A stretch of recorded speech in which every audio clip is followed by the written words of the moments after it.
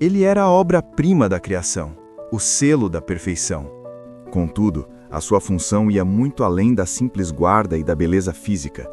Existe uma revelação técnica fascinante no texto bíblico sobre a constituição orgânica e espiritual de Lúcifer. A Bíblia menciona que a obra dos seus tambores e das suas flautas estava nele. Foram preparados exatamente no dia em que ele foi criado. Isso nos sugere algo extremamente profundo. Lúcifer não precisava de instrumentos musicais externos para louvar a Deus. O seu próprio corpo, a sua própria estrutura angélica, era uma orquestra completa e integrada. Ele era, em essência, um maestro do coro celestial. Quando ele se movia, o som que emanava de seu ser era a melodia mais perfeita e complexa já ouvida nas esferas eternas.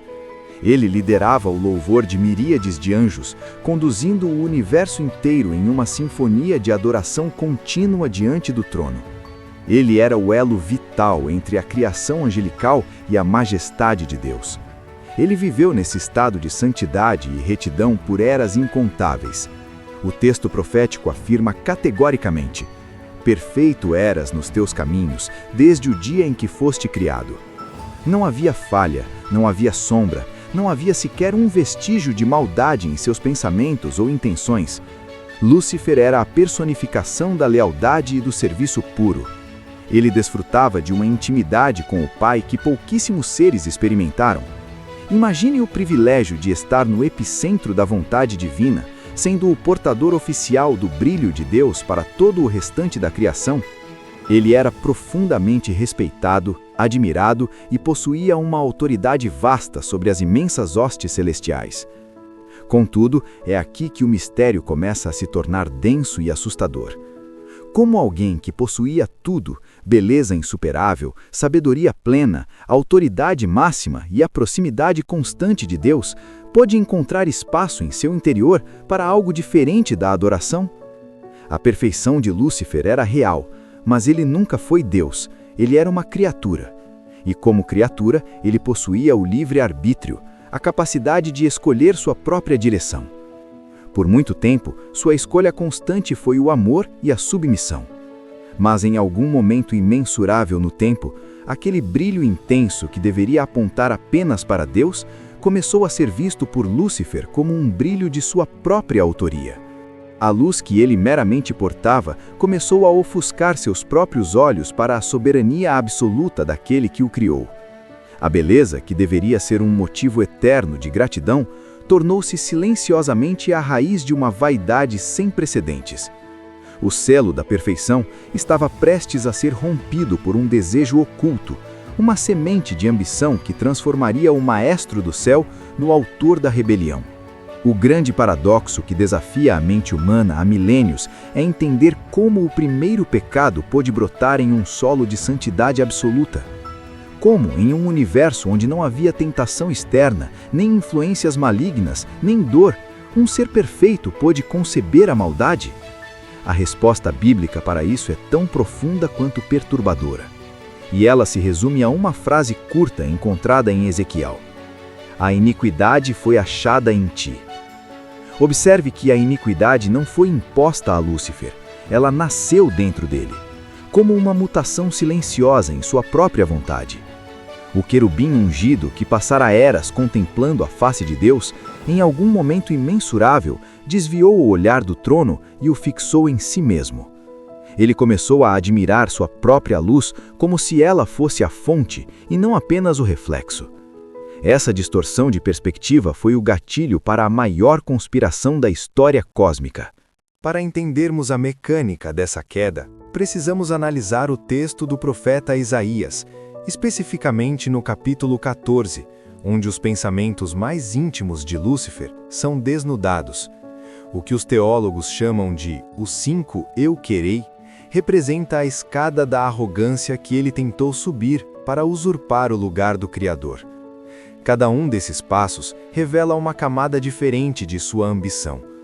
O primeiro desejo foi: eu subirei ao céu.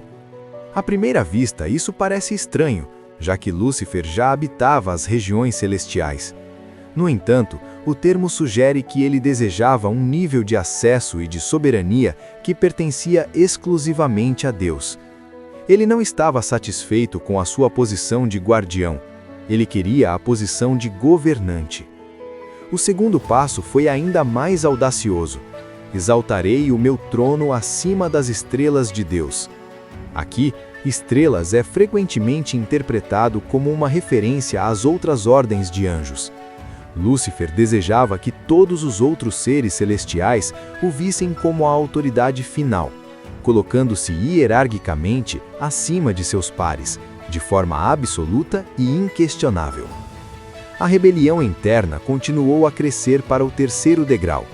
Assentar-me-ei no monte da congregação, aos lados do norte.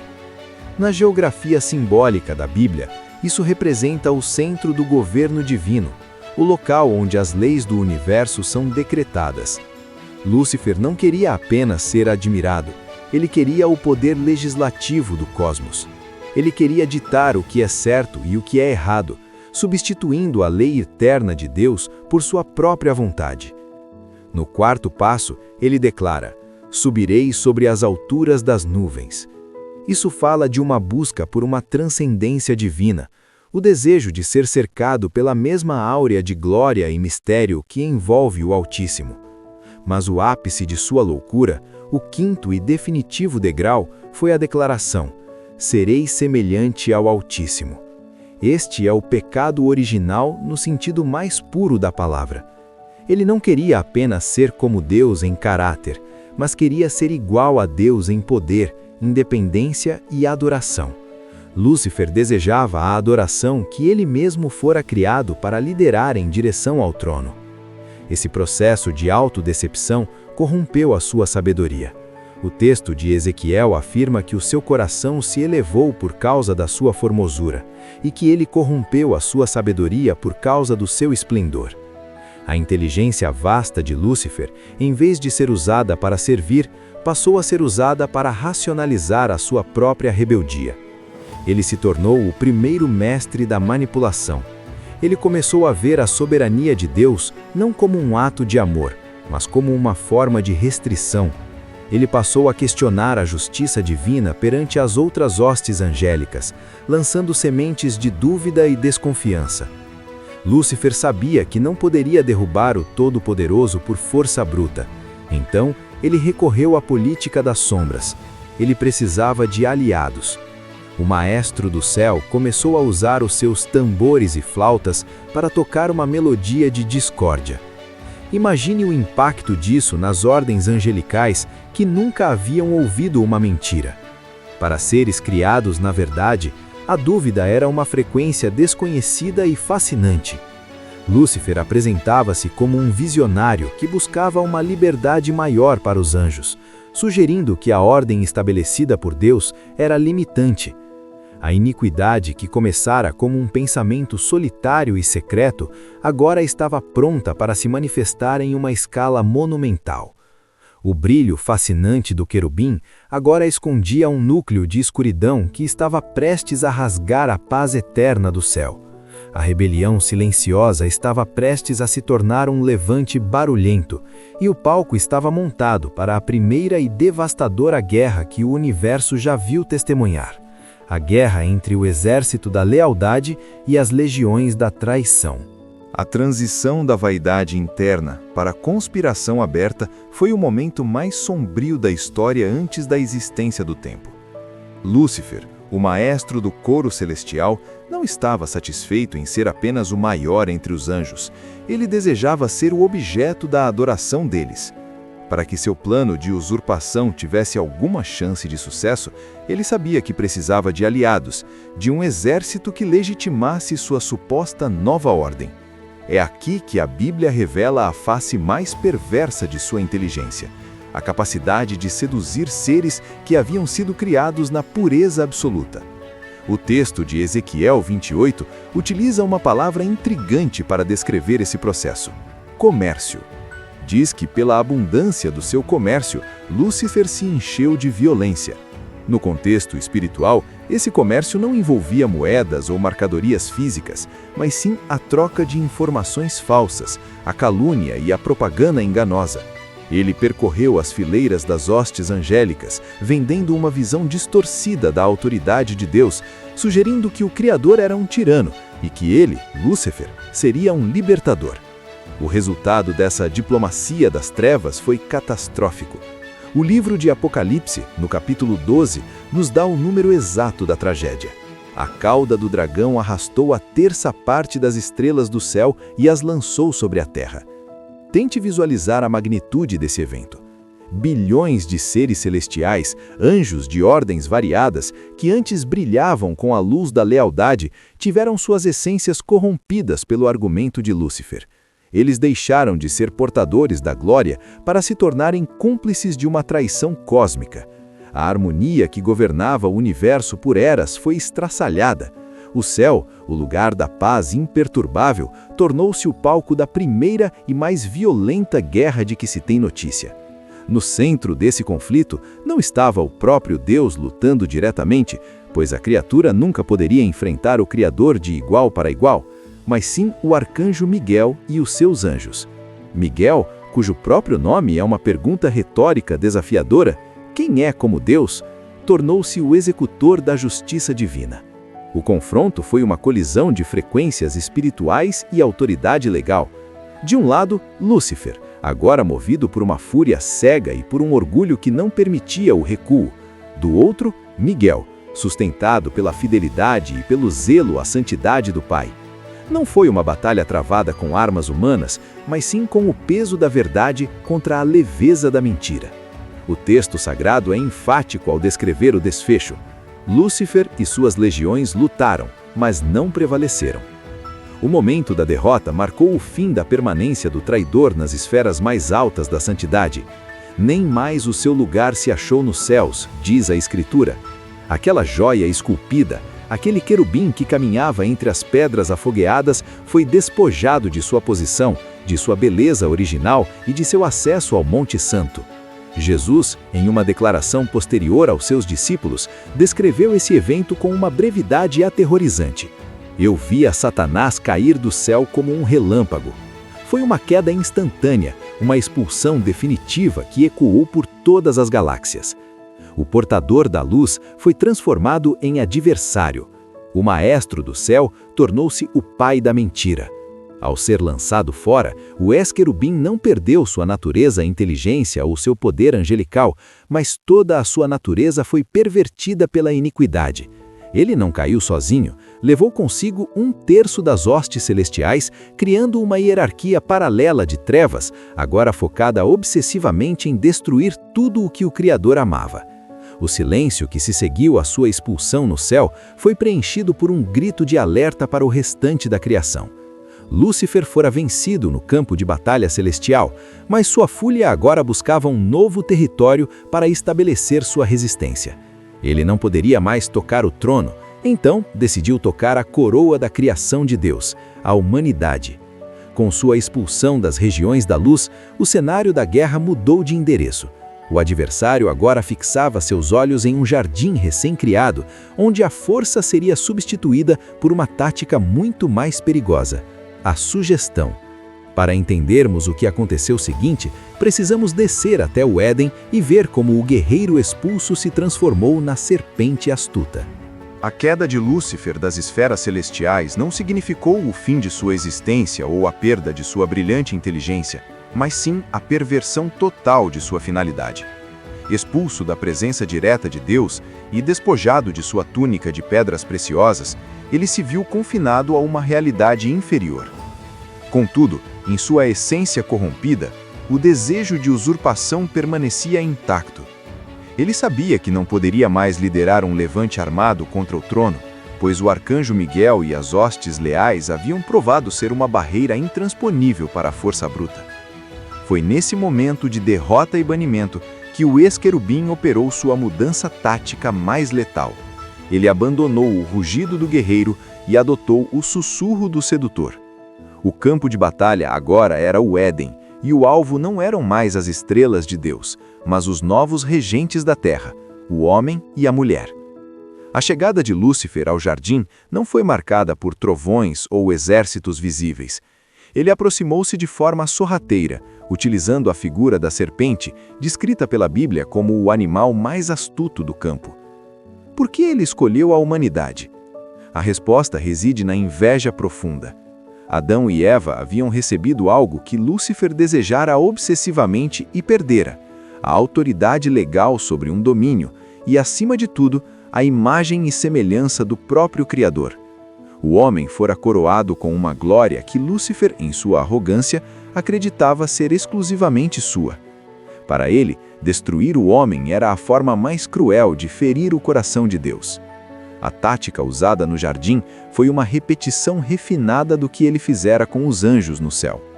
O adversário não atacou a força física de Eva, ele atacou sua percepção da verdade.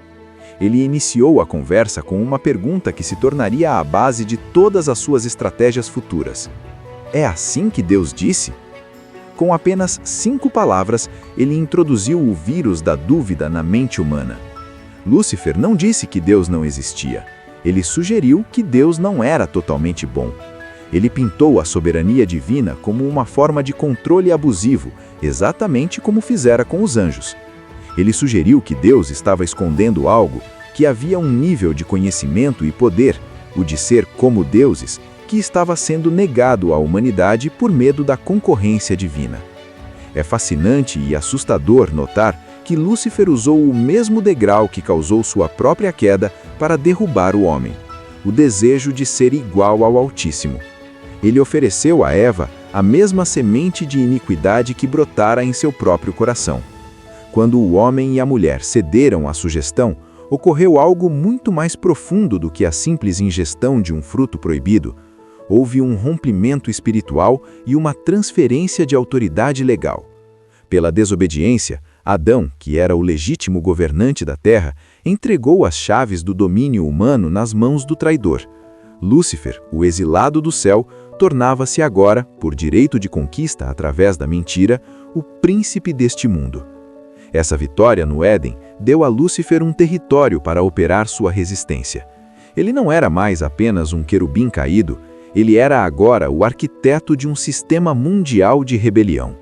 Ele transformou o jardim, que era um lugar de comunhão, em um campo de espinhos e dores. Mas ao contrário do que muitos pensam, essa conquista não o tornou o rei de um submundo de fogo. A Bíblia revela que a queda no Éden foi apenas o início de um período de ocupação temporária e perigosa. Lúcifer não foi para o inferno reinar sobre almas.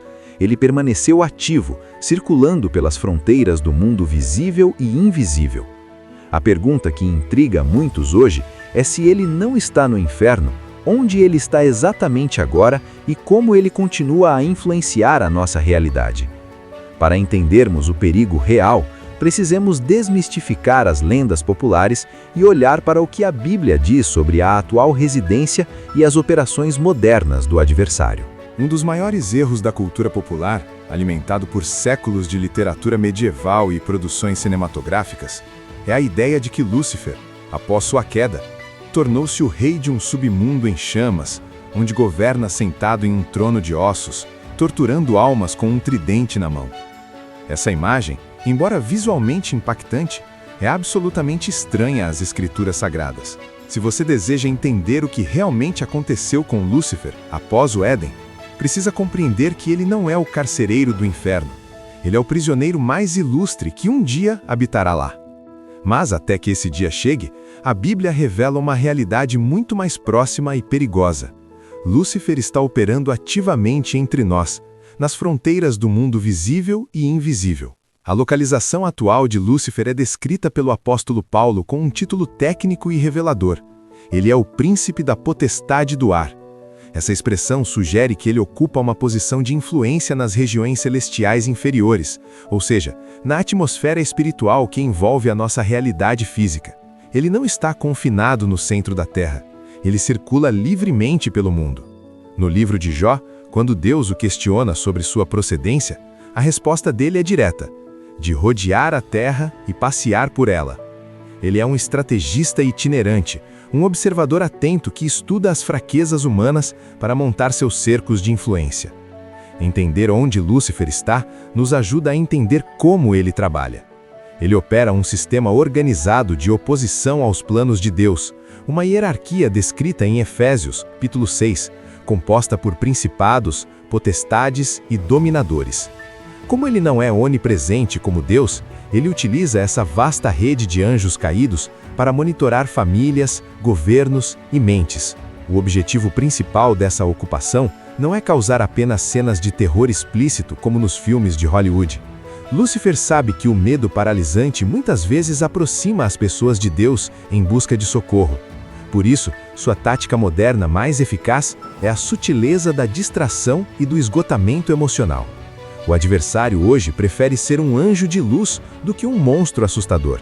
Ele trabalha nas tendências culturais, nos pensamentos que sussurram que você não tem valor e no cansaço inexplicável que drena a sua fé. O apóstolo Paulo o chama também de o Deus deste século, aquele que cega o entendimento dos incrédulos. Sua principal arma hoje é a cegueira espiritual, fazer com que as pessoas foquem tanto no que é temporário, material e urgente, que se esqueçam do que é eterno e essencial. Ele quer que você lute contra carne e sangue, que se desgaste em brigas familiares e estresse profissional, para que não perceba que a verdadeira raiz do seu desânimo é uma investida nas regiões celestiais. É fundamental desmistificar a figura do rei do inferno para percebermos que estamos lidando com um réu que aguarda a execução de sua sentença, mas que, enquanto está solto sob condicional, tenta levar o maior número possível de pessoas com ele. Ele não tem as chaves do inferno. As chaves estão nas mãos daquele que venceu a morte. Lúcifer habita nas sombras do orgulho humano e nas brechas da falta de perdão. Ele se alimenta do caos e da desordem. Contudo, essa ocupação territorial tem uma data de validade rigorosa. Lúcifer não está operando em um vazio de autoridade. Ele está em um tempo limitado.